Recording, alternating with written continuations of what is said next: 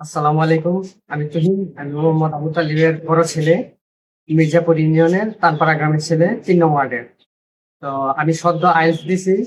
দেওয়ার পরে বিভিন্ন এজেন্সি ঘুরছি, কিন্তু নিজের এলাকায় আমার এক বড় ভাইয়ের মতোই ASM আকাশ, একে ইন্টারন্যাশনাল সিও, তাকে পেয়ে যাই। আমার আব্বুর পরিচিত।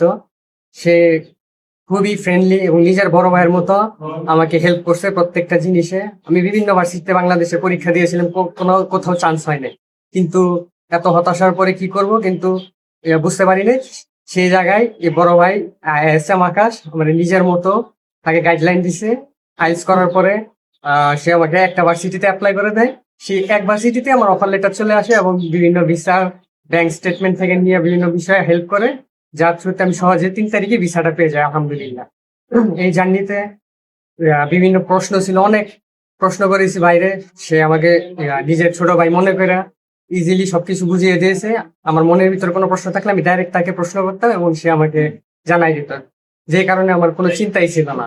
আর এজেন্সি ফি বলতে, সে কোনো ওপেনিং চার্জ টার্জ এমন বিষয় আমার সাথে কোনো কথাই বলে নেই। ডাইরেক্ট ভিসা হওয়ার পরে এইসব বিষয় আলাপ হয়েছে। এর আগে কোনো টেনশন যাতে স্টুডেন্ট না হয়, এইসব বিষয় সে খুব খেয়াল রাখে।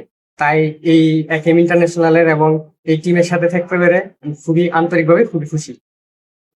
এখন ডিসেম্বর মার্চ ইনটেকের অ্যাপ্লিকান্টের ফাইল জমা নেওয়া হচ্ছে।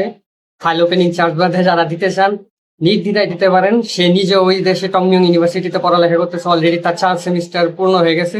সে তার নিজের কাছেই, নিজের এলাকার কাছেই নিয়ে যাবে। তো আপনাদের কোনো টেনশনের কারণ থাকবে না, নির্দ্বিধায় ফাইল দিতে পারেন, তা আবার ফাইল ওপেনিং চার্জ ছাড়া।